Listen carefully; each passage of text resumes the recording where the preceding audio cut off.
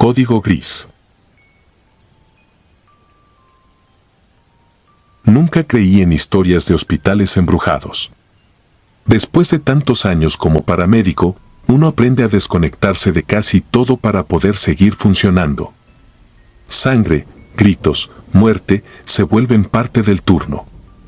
Pero hay una noche, en específico, que rompió esa coraza y me enseñó que no todo lo que habita un hospital está ahí para sanar. Esto ocurrió en 2016, cuando trabajaba en una base pequeña del norte del país.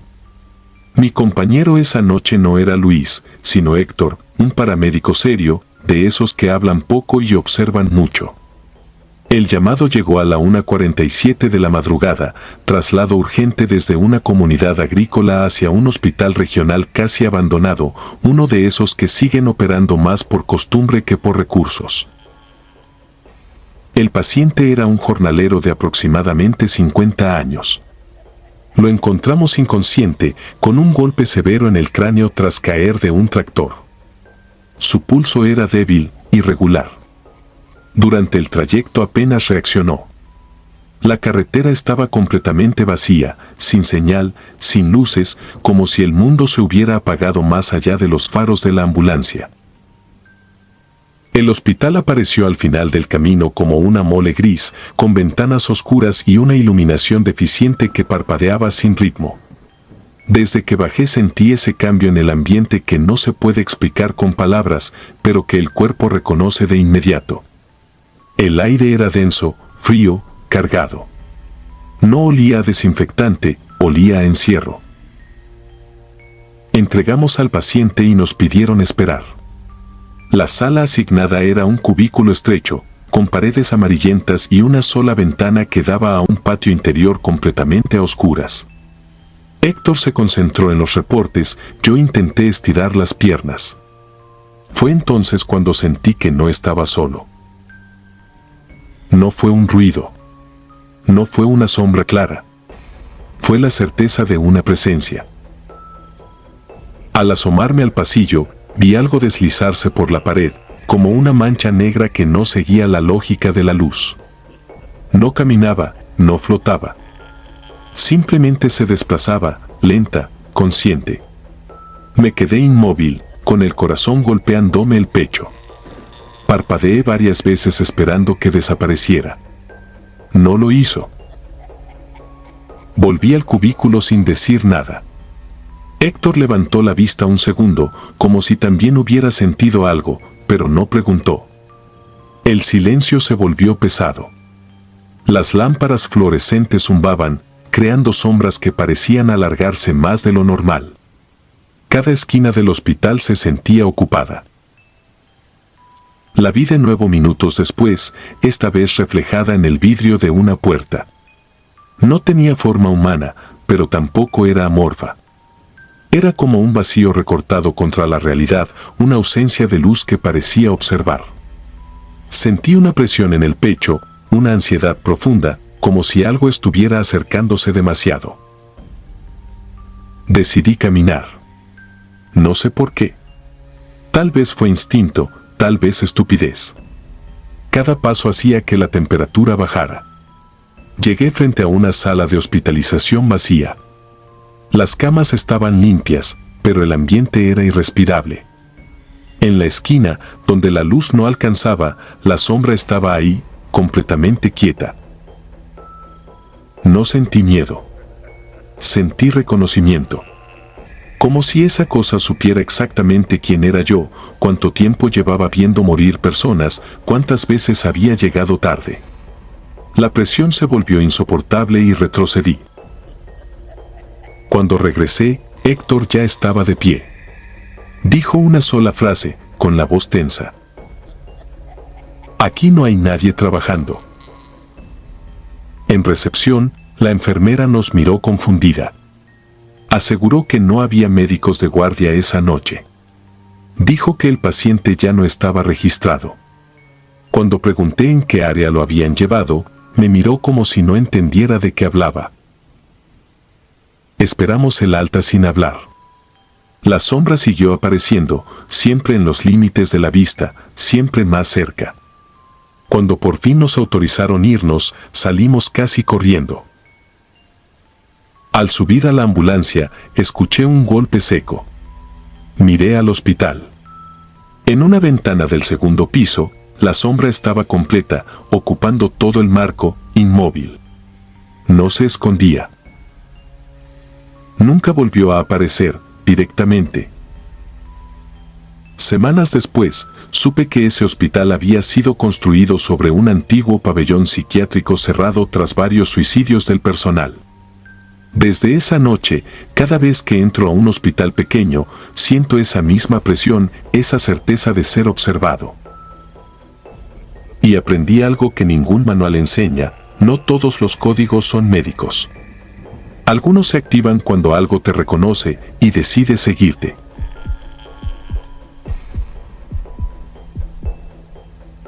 El hombre del baño. Me llamo Marcos Echeverría y no soy de los que se espantan fácil. En 2017, cuando todavía estudiaba en el Tecnológico, trabajaba los fines de semana como paramédico voluntario en protección civil de un municipio pequeño al borde de la sierra, un lugar donde la niebla baja temprano y las luces públicas parpadean aunque no haya viento. Entraba viernes en la noche y salía hasta el lunes antes del amanecer. Era pesado, sí, pero era trabajo seguro y, sobre todo, era experiencia. La base era una construcción vieja, de bloque y techo de lámina, con un patio donde guardábamos la ambulancia y el equipo para inundaciones. La gente decía cosas de ese lugar, historias de sombras y pasos cuando no había nadie. Yo no les daba importancia. En una guardia aprendes rápido a separar el miedo de lo útil. Si te dejas sugestionar, te equivocas con una dosis o te tiembla la mano al canalizar una vena. Esa tarde de domingo, ya casi anocheciendo, estábamos dos compañeros y yo. Uno era Samuel, chofer y rescatista, el otro, Beto, un voluntario que siempre caía a apoyar en los turnos largos. Habíamos tenido 2 servicios menores, una caída en moto y un adulto mayor con deshidratación. Nada fuera de lo normal.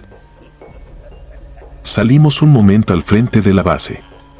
La puerta principal quedaba detrás de nosotros. Estábamos sentados en la banqueta, compartiendo un cigarro, hablando de tonterías para matar el tiempo. Fue entonces cuando escuchamos el ruido. No fue un golpe cualquiera.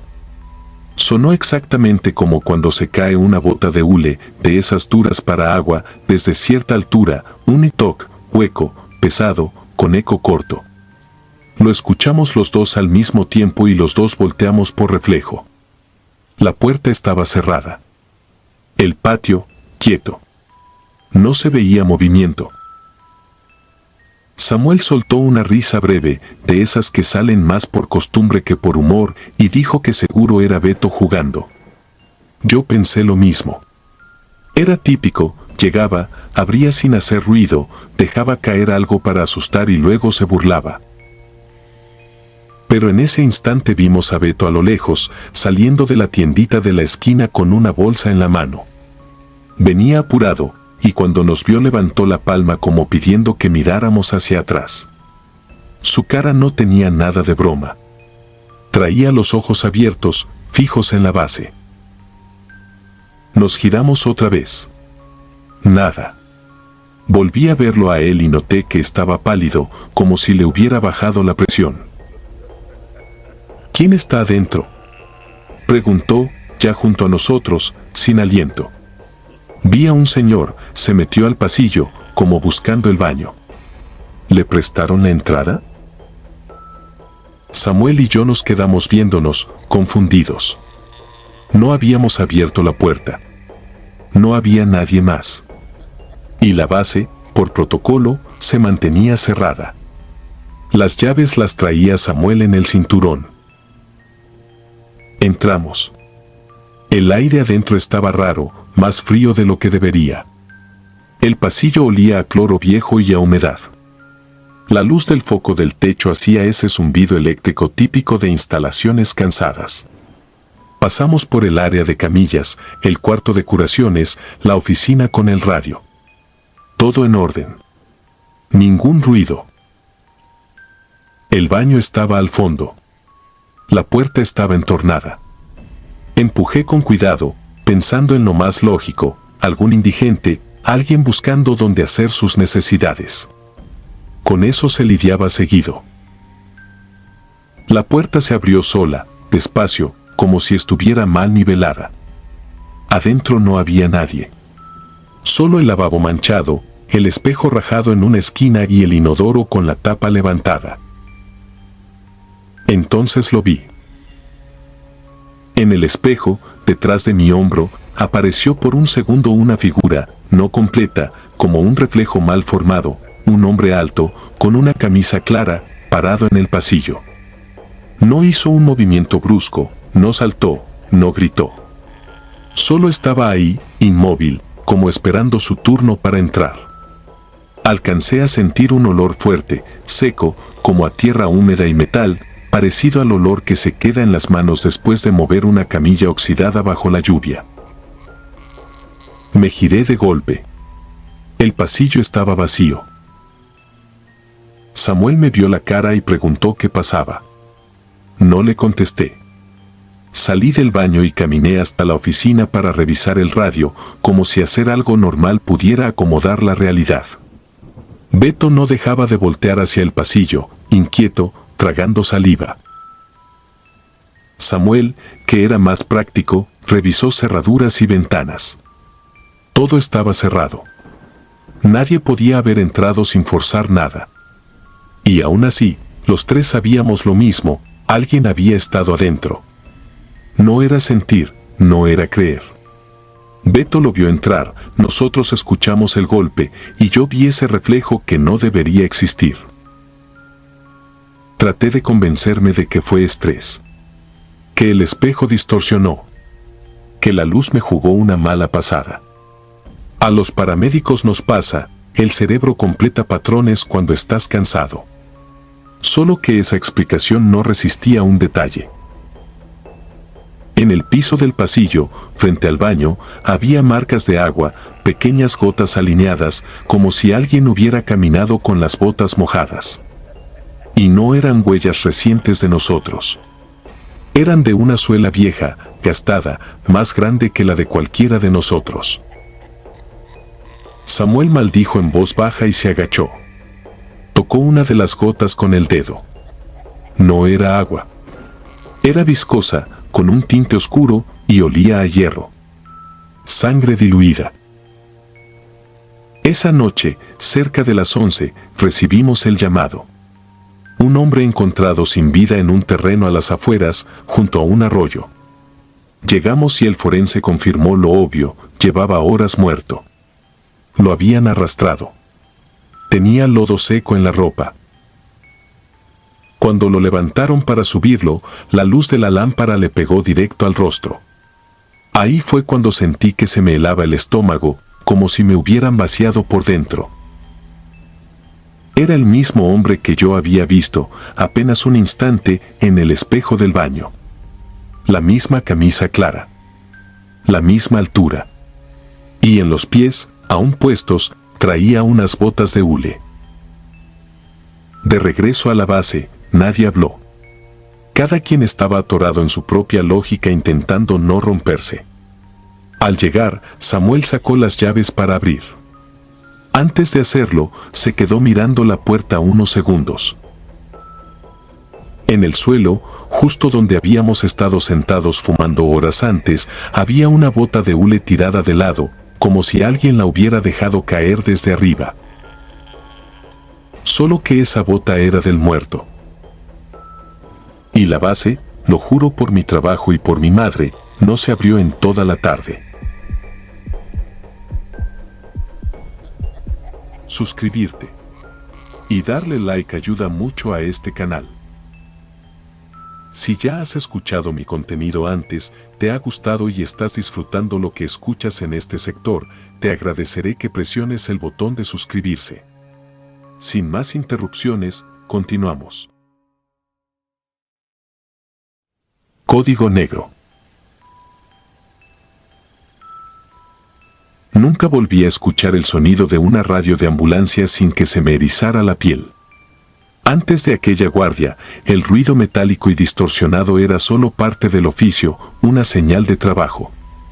Después, se convirtió en un recordatorio de que hay llamadas que no vienen de este lado. Esto ocurrió en 2016, cuando llevaba apenas unos meses como técnico en urgencias médicas. Me asignaban turnos nocturnos porque nadie más los quería y porque, según decían, así se curte uno más rápido. Esa madrugada el cielo estaba despejado, sin luna, y la carretera estatal que conectaba varios pueblos era una franja negra sin fin, rodeada de monte bajo y árboles torcidos por el viento. Estaba dentro de la ambulancia con mi compañera de turno, una mujer con años de experiencia que aparentaba una calma envidiable. El silencio era tan pesado que recuerdo haber pensado, con torpeza, que la noche estaba demasiado tranquila. La radio respondió de inmediato, como si hubiera estado esperando esas palabras. Reportaban un código de emergencia en el kilómetro perdido de una carretera secundaria. Posible víctima inconsciente, sin más datos.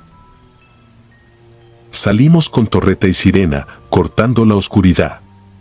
Al llegar, los faros iluminaron un coche viejo, destrozado contra el acotamiento. No había gente alrededor, ni curiosos, ni señales de vida. El motor estaba frío. La puerta del conductor abierta. Eso ya no era normal. Descendimos con linternas. El interior del vehículo estaba vacío. No había sangre fresca, ni huellas claras, solo un olor extraño, metálico, como a humedad vieja. Pensamos que el conductor pudo haberse internado en el monte. Entonces escuché pasos entre los arbustos, lentos, arrastrados, como si alguien caminara sin fuerzas. Avancé solo unos metros, iluminando al frente. La linterna alcanzó a mostrar una figura de espaldas, inmóvil. Cuando aquella silueta se giró, sentí que el aire se me iba de los pulmones. El rostro parecía humano, pero la piel estaba amoratada, hinchada, como de alguien que llevaba demasiado tiempo muerto. Los ojos no reflejaban la luz, eran huecos opacos. No gritó, no corrió. Simplemente se desvaneció, como si el aire se lo tragara. Corrí de regreso sin mirar atrás. Arrancamos de inmediato. Dentro de la ambulancia el silencio era absoluto hasta que la radio empezó a emitir interferencia. No era estática común. Eran murmullos, respiraciones, palabras incompletas que no lograba entender. Una voz clara se filtró entre el ruido, pronunciando una súplica lenta, insistente. Nos pedía que no nos fuéramos. Llegamos al hospital pálidos, temblorosos. El médico de guardia nos observó sin sorpresa. Cuando le contamos el sitio exacto del reporte, asintió con cansancio. Dijo que esa carretera tenía fama desde hacía décadas. Accidentes sin cuerpos, llamadas que aparecían en el sistema pero no tenían origen. Personas que respondían a auxilios que nadie pidió. Creí que con el tiempo lo olvidaría. Me equivoqué.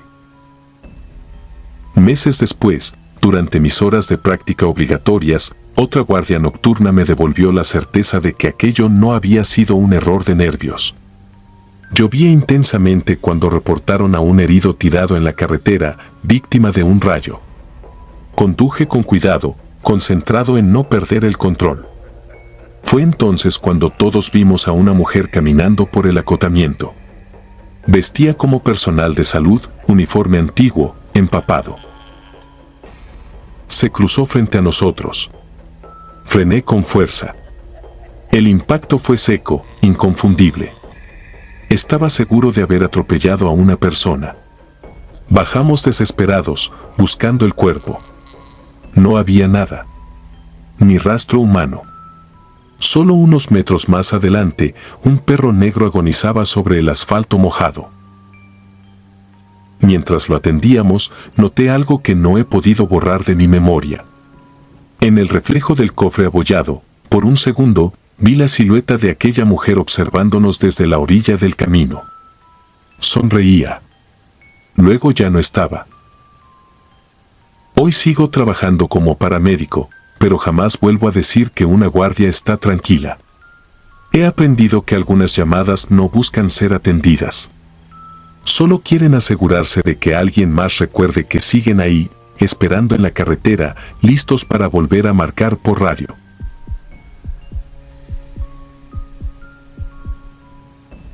La guardia de las 2:20. No hay nada heroico en ser paramédico a esa hora. La gente imagina sirenas y adrenalina, pero la verdad es que la noche se llena de silencios incómodos, de cafés recalentados y de revisar, por tercera vez, lo mismo: cánulas, guantes, solución, desfibrilador, oxígeno. La rutina es lo único que te mantiene cuerdo. Esto pasó en 2017, cuando yo trabajaba en una base pequeña cerca de Ciudad Victoria, Tamaulipas, con turnos largos y carreteras donde el alumbrado es un lujo. Aquella madrugada yo sentía el cuerpo raro desde antes, como si me hubieran metido hielo por la nuca. No era frío. Era otra cosa. Una ansiedad sin causa que te aprieta el pecho y te obliga a voltear aunque no haya nadie. Traté de explicármelo con lo de siempre: cansancio, mala cena, el sueño interrumpido. A las 2:20 sonó el radio. Reporte confuso: persona tirada en el acotamiento, posible herida por arma de fuego, kilómetro. La voz del operador se cortó un segundo, como cuando hay interferencia, y juraría que por debajo se coló un zumbido grave, como el de un transformador viejo. Mi compañero, Iván, me vio y levantó las cejas, como diciendo: otra vez. Salimos. La carretera era una cinta negra sin fin. Las luces de la ambulancia rebotaban en los arbustos como si algo se moviera detrás. No era paranoia, es la forma en que los faros deforman la noche, pero esa vez se sentía distinto, como si la oscuridad no estuviera afuera, sino pegada al parabrisas. Lo encontramos rápido. Un cuerpo grande, demasiado inmóvil para estar vivo. Estaba boca arriba, a 1 metro del asfalto, con la camisa abierta y la piel marcada. No eran entradas de bala. No eran cortes limpios. Eran desgarros, mordidas profundas, como si algo le hubiera arrancado pedazos con dientes, pero sin el patrón típico de un perro. Había piel levantada en el hombro y en el cuello, y aún así, casi no había sangre. Eso fue lo primero que me puso la cabeza en alerta. Una herida así sangra. Debe sangrar. Me arrodillé y le hablé fuerte. Los ojos del hombre se abrieron despacio, vidriosos, pero enfocados. Tenía tierra en los labios y una expresión extraña, como de alguien que todavía está escuchando algo muy cerca. ¿Qué pasó?, le pregunté, sin acercar la cara. Sus dedos se cerraron apenas sobre mi manga. No con fuerza, con desesperación. No me pude defender, murmuró. Era enorme. No dijo un perro. No dijo un asaltante. Dijo enorme, como si esa palabra lo resumiera todo y aún así no alcanzara. Lo subimos a la camilla. Ya dentro de la ambulancia, le tomé signos. Presión baja, pulso débil, respiración irregular. El oxímetro se volvía loco, como si no pudiera agarrar lectura. Pensé en hipotermia o shock. Le colocamos oxígeno, canalizamos. Yo me repetía lo mismo: es una persona, es un caso clínico, no es una historia. A mitad del traslado, el hombre empezó a mirar hacia el techo de la ambulancia. No a nosotros. Arriba. Seguía repitiendo la misma frase, cada vez más bajito, como si le costara sostenerla. Volvió. Y entonces, sin aviso, cayó en paro. Ese segundo se me quedó tatuado. El monitor se fue a una línea plana que no debería existir en un espacio tan pequeño. Iván se preparó para las compresiones mientras yo acomodaba el desfibrilador y calculaba adrenalina. Es automático. No piensas. Actúas. Cuando fui a apoyar mi mano en el pecho del paciente para iniciar maniobras, él me agarró del brazo. No un reflejo leve. Me sujetó con dedos que no deberían moverse, fríos como metal. Sentí su presión en el hueso. Sus ojos se abrieron totalmente, negros de pánico, y habló con una voz que no parecía salir de su garganta, sino de algún lugar más hondo. No lo mires cuando apague la luz, dijo. En el mismo instante en que terminó la frase, toda la ambulancia se apagó. No se apagó un foco. Se apagó todo.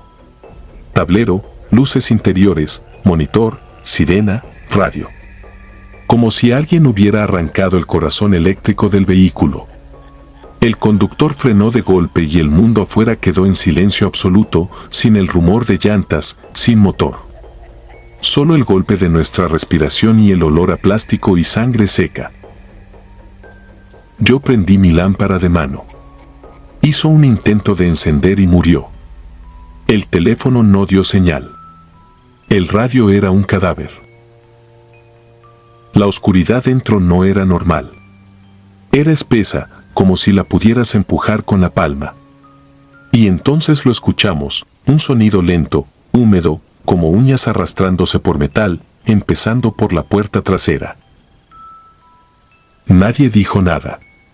Los diálogos en esas situaciones son inútiles. Se te seca la lengua. Solo piensas en lo que tus manos deben hacer, pero tus manos no se mueven. El paciente, que debía estar muerto, exhaló un aire largo, casi aliviado, y susurró. Ya llegó. Algo golpeó la puerta con una fuerza que hizo vibrar los seguros. Luego, muy cerca de mi oreja, sentí un aliento caliente que no podía venir de ningún humano en ese espacio. No miré. No porque fuera valiente. Porque recordé la frase. La oscuridad se llenó de un olor a tierra mojada y carne rancia. El metal crujió como si lo doblaran con paciencia. Yo apreté los ojos y me concentré en contar, sin saber por qué, los latidos inexistentes del monitor. De pronto, el motor tosió. Una chispa. Y la ambulancia volvió a encender. Las luces se prendieron de golpe, blancas, violentas. El monitor volvió con un pitido agudo. El radio escupió estática. Afuera, el camino seguía igual. El paciente estaba en la camilla, pero ya no tenía la misma forma. La piel del cuello estaba abierta como si alguien hubiera buscado algo con cuidado. Y sobre su pecho, marcada en sangre oscura, había una frase escrita con letras torcidas, como con un dedo. Gracias por traerlo. Volteé al conductor para decirle que arrancara, que no preguntara nada, que se fuera. Fue entonces cuando vi el espejo retrovisor delantero.